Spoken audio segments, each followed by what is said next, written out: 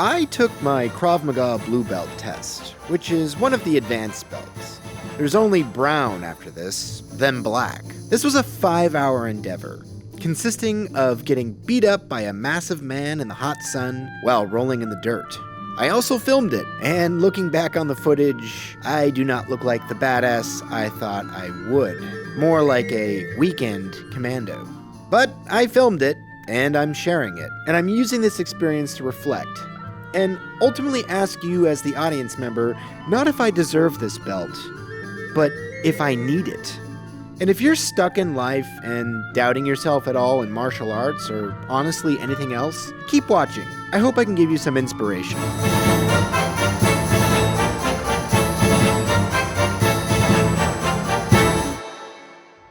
So, the test starts with an early morning dojo call. I carb load up, make sure I'm hydrated, and then we take a jaunt to a public area for a warm-up and a stretch. With belt tests, I believe the goal for the instructors is making you suffer. You'll see why later on. Then we begin the process of going through the blue belt curriculum, and I have to say, I was not feeling the most confident. It's the best I got. Not only am I being tested on blue, I'm also being tested on the knowledge of the 4 other belts. Grinding these moves out in the hot sun over and over again was not fun, let alone the dirt field that my instructors love to torture us with. I honestly started getting a bit mad, perhaps even resentful. Why am I submitting myself to this pointless ritual every year? Belting up. Why?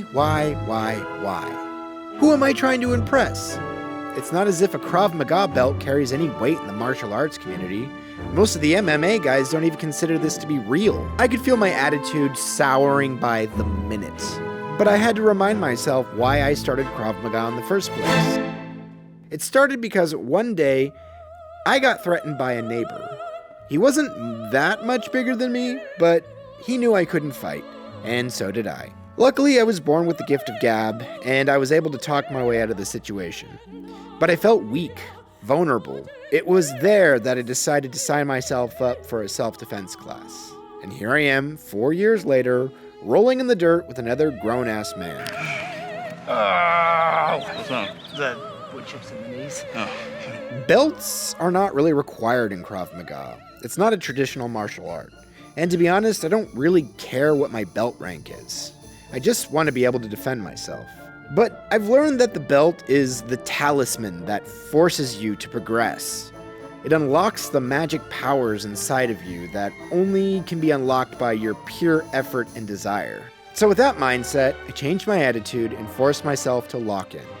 Been at this for 2 hours, feeling good, Staying hydrated, and I'm very muddy. Because ultimately, doing this blue belt test was forcing me to get better at the art of self-defense. But there is also more to this ritual than just my initial reason for starting. Can I defend myself from that neighbor today? Maybe. Probably. Could I hold my own in a bar brawl? Yeah, possibly.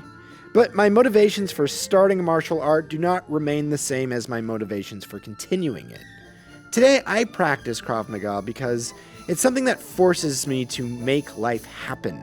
I'm an adult, and no one can really force me to do anything. And in a day and age where you can easily lull yourself to complacency with a constant social media dopamine feedback loop, the only person who can stop you from that loop is you. Forcing yourself to a 3rd place every week, and doing exercises that you may not want to do, and talk to people that you may not normally talk to, and obtaining a goal, however small it is something I think everyone needs right now. And that's why I am the proud owner of a Krav Maga blue belt. From green belt up to solid blue, my favorite color. Let's give a hand for Adam Ford! Thank you. Some people ask me which martial art they should pursue. They ask me what's better, Muay Thai, or Krav Maga, or karate, or BJJ. And when I started, I would have the biggest opinions. But now I fully accept that I actually know nothing. Just call me Socrates. The best martial art is the one you keep showing up to, the one that forces you to a 3rd place and away from your phone. The belts can certainly signify hierarchy, but they should be used to signify commitment, not who's better. Remember the old cliche line, a black belt is just a white belt that never gave up. Thanks for coming to my TED Talk.